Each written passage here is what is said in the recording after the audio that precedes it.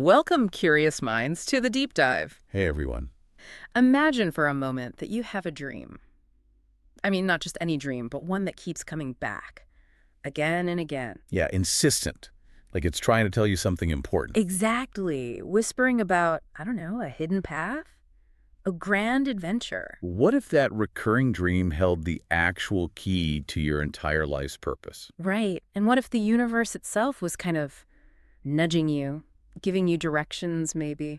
If only you knew how to listen, how to really understand that language. Well, today, we're diving into a story that explores exactly that. We're going on a pretty profound philosophical journey. Here on the deep dive, you know the drill. We take a stack of sources, articles, research, notes, whatever we've got. And we pull out the most important bits, the real nuggets of insight. Giving you that shortcut to being genuinely well-informed, hopefully with a few surprises along the way. Uh-huh.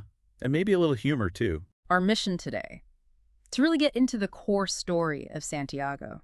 He's this young shepherd in Paulo Coelho's, well, it's a timeless fable, isn't it? The Alchemist. Yeah, it really is. Globally beloved. And we want to unpack how his adventures, which seem simple on the surface, actually carry these huge philosophical ideas. So we'll hit the key plot points, obviously. But also dive into the lessons, the truths they represent. We'll guide you through the magic, the wisdom, and the struggles, too. They feel very real. Absolutely. And our source material for this deep dive is pretty solid. We've got a comprehensive excerpt straight from the book. Right, the narrative itself, plus a really insightful introduction from Paulo Coelho.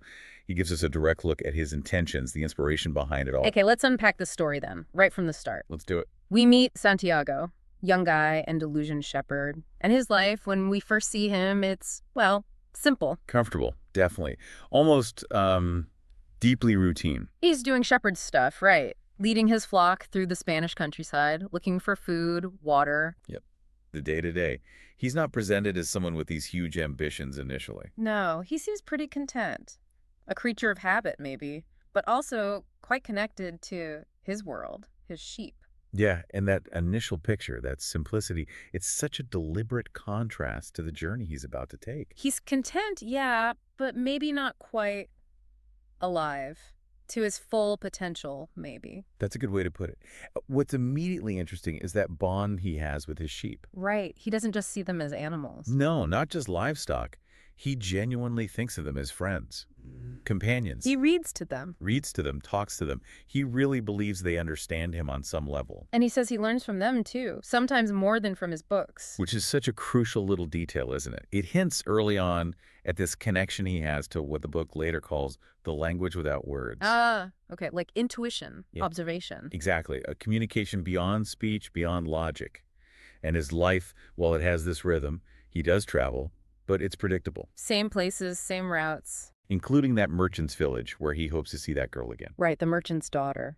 Sort of representing that stable, conventional future he probably imagines. Yeah, the life he thinks he wants, maybe. But I think that very comfort, that predictability, it's about to get shaken up, big time. Totally disrupted by the dream. The recurring dream, that's the catalyst, isn't it? The spark. Absolutely. And it's not just once. He has the exact same dream twice. While sleeping in that abandoned church, the ruined sacristy. Even the setting feels significant. Like a forgotten truth, a hidden message in a sacred but neglected space.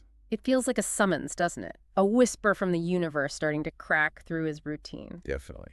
And in the dream, there's a child. Right, symbolizing innocence, wisdom, maybe. Yeah, playing with his sheep. And then this child just transports him, takes him straight to the Egyptian pyramids. And tells him there's treasure there, hidden treasure. Specifically for him. And what's key is, even though the dream is kind of vague, unfinished. It grabs him. It becomes the driving force. Yeah, completely.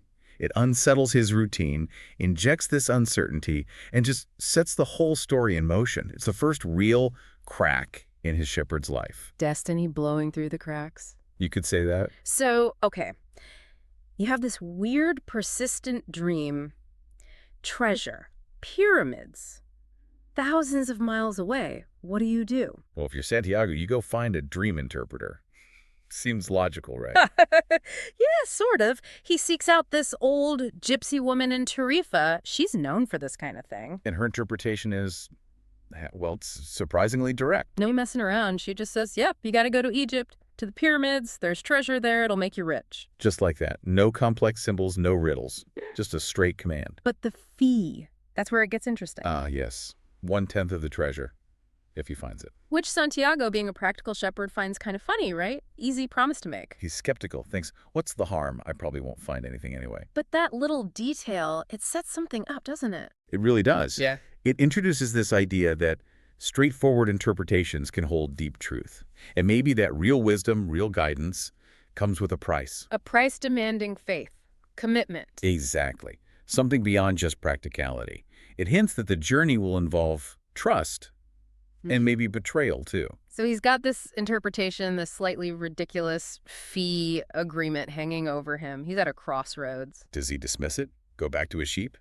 Or take that first scary step? And right then, as he's wrestling with it, he runs into someone else, someone pivotal. Melchizedek, this mysterious old man in the plaza. And he's not just any old man. He knows things about Santiago. Uncanny things. Things nobody should know. He reveals he's the king of Salem. And proves it, essentially. Knows about Santiago's parents wanting him to be a priest, the seminary. Even the merchant's daughter's name. Details Santiago hasn't shared. Which just blows Santiago's mind, obviously. It validates this guy's mystical authority instantly. And makes Santiago willing to listen, to really hear what the king has to say. And this is where we get to the core philosophy, right? The personal legend. Yes, this is huge.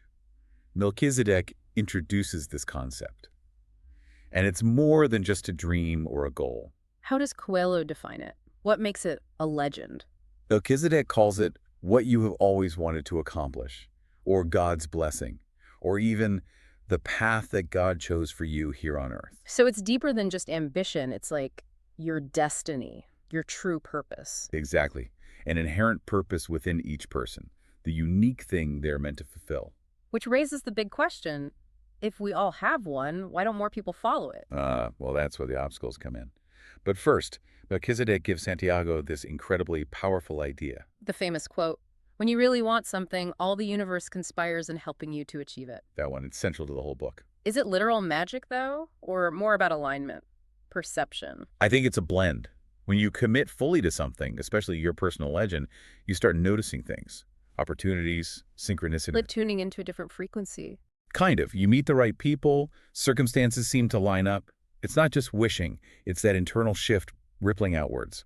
Makes sense. Like when you decide to learn guitar, suddenly you see guitars and lessons everywhere. Precisely.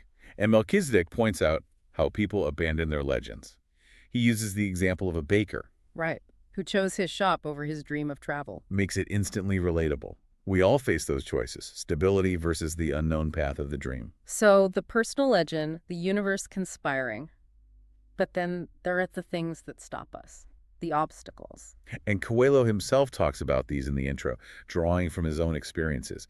He lays out 4 big ones, universal challenges. These aren't just Santiago's problems, they're our problems, right? We see ourselves in his struggles. Absolutely. Right. And understanding them is the first step to overcoming them. The first one, being told it's impossible. Ah, the classic. From childhood onwards. Be realistic. That's just a dream. Exactly. We absorb these messages. Layers of prejudice, fear, guilt build up, burying our calling. So we internalize the doubt. It becomes a barrier inside us. But Coelho stresses the legend is still there, waiting patiently. Which leads right into obstacle number 2, love. Yeah. So you dig up the dream, you find the courage, and then you worry about hurting people, leaving loved ones. The fear of their disapproval or just disrupting their lives, that's a powerful one. It is. But Coelho flips it. He says we often forget that love is just a further impetus. True love, real well-wishers, they want us to be happy. They'll support you, even if it's hard. They won't want love to be a page. Exactly. Love shouldn't prevent growth. Okay, obstacle 3. This one feels very relevant to Santiago soon after. The fear of defeats. Pursuing a dream means you're vulnerable. Setbacks hurt more because you can't make excuses. You really wanted it. You put everything on the line. Time, energy, hope. Right. The path isn't necessarily easier. It involves failure, doubt. But Coelho calls those who pursue their calling warriors of light. I like that. And warriors need patience.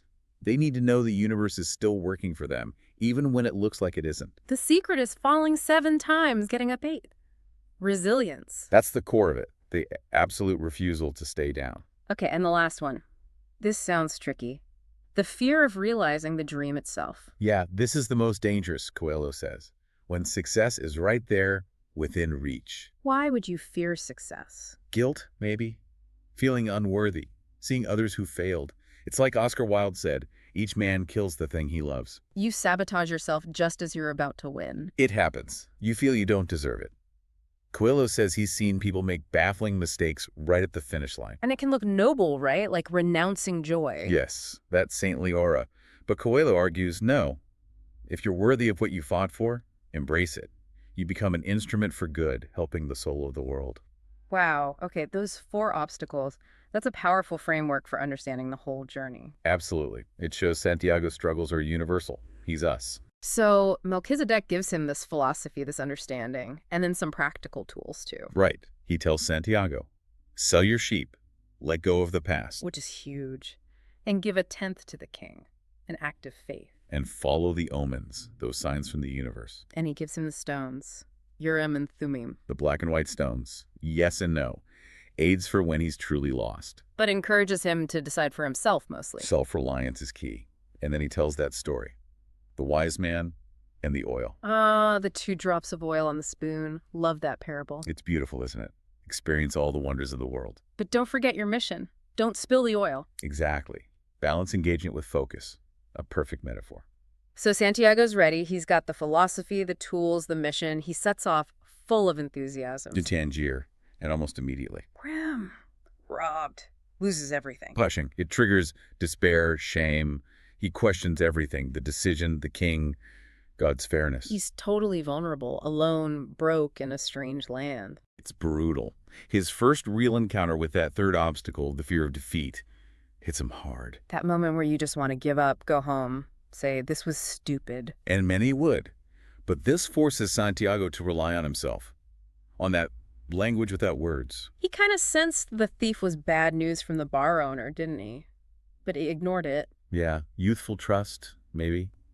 But now he has nothing but his intuition. He uses Urim and Thummim not for an answer, but to confirm his courage to go on. So the fall is necessary, pushes him to trust something deeper than money. Exactly. It's part of the process. Yeah. Painful, but necessary. So destitute, alone, but he doesn't quit. He finds a way. Right. Which leads him to the crystal merchant. Right. This period working in the crystal shop, it seems like a detour, maybe even giving up for a while. He's just trying to earn money to go home initially, isn't he? That's the plan. But it becomes so much more. The merchant himself is this powerful contrast. The guy who gave up on his own personal legend, the pilgrimage to Mecca. Exactly. He's afraid that if he achieves it, he'll have nothing left to live for. It's tragic, really. And his catchphrase, Maktub, it is written. But for him, it means resignation. Fatalism, not active destiny. While Santiago, even there, starts showing his spark. The display case, the tea and crystal glasses. His ideas revive the business. It's his intuition, his understanding of omens in a practical sense, seizing opportunities. And he learns things too. Arabic, how trade works, expanding his world. Massively. So this detour is crucial. Teaches him patience, resilience, business, and a deep understanding of human dreams and fears. He sees the merchant's life as a warning. Blessings ignored become a curse. Precisely. Seeing the cost of not pursuing the legend strengthens his own resolve, even if it's buried under the surface for a while. Okay, so he earns his money, more than enough to go home, but he doesn't. No. The dream pulls him back. He joins a caravan, crossing the Sahara. And meets the Englishman. Our introduction to proper alchemy, the Englishman is searching for the alchemist. And alchemy here isn't just gold, is it? It's spiritual. Very much so. Understanding the soul of the world. Achieving the masterwork. The philosopher's stone, the elixir of life, it deepens the spiritual quest. And the contrast between them is fascinating. The Englishman with his books. Buried in theory, complex texts, symbols, believes all answers are written down. While Santiago learns by watching, listening, to the desert, the camel drivers. He even puts his own book away, finds more wisdom in the world around him. It's a huge statement about experiential learning versus just intellectual study. And the universal language comes up again, the language without words. Omens, intuition, shared experience. He connects with the camel driver's philosophy. Live in the present. Only for the present. Which is such a powerful lesson for Santiago, who's been focused on the future treasure or regretting the past, mindfulness, trusting the now. And Maktub comes back here too, but differently. Yes. The crystal merchant used it as resignation. It is written, so I can't change it. But the camel driver and Santiago now see it as destiny guiding the legend. Exactly. Not limitation, but confirmation. Trust in the flow. A huge shift in understanding for Santiago. That's a really key distinction. Okay, so the caravan reaches the Oasis, Al-Fayoum. This neutral zone, bustling, despite the tribal wars raging around it. And here, Fatima. He falls instantly, deeply in love, sees her as a greater treasure than any gold. Which poses a massive challenge, right? The second obstacle, love, stay or go. A huge dilemma. His quest versus this overwhelming desire to stay with her. But Fatima, she's wise, desert wisdom. Incredibly so. She teaches him that true love supports, it doesn't hinder. She encourages him to go on. A woman of the desert knows she must await her man, and if I'm really a part of your dream, you'll come back. It's beautiful. It reframes love completely. As empowering, freeing, not possessive. Wow. And around the same time, he has that vision, the hawks fighting. Yes. Shows his growing ability to read powerful omens, connect to the soul of the world. He warns the chieftains about the attack. So his connection is becoming active, practical, having real-world consequences. Absolutely. He's evolving rapidly now. Which leads him finally to the alchemist, the man himself. The mysterious horseman with the falcon. This is the peak of his training, you could say. And the master appears. And he doesn't give easy answers. He challenges Santiago, pushes him. Reinforces that core idea again about the universe conspiring. Yes, echoes Melchizedek. When a person really desires something, it solidifies it as a fundamental truth. And tells him to listen to his heart, even when it's afraid. Especially when it's afraid. Yeah. Offers that incredible advice.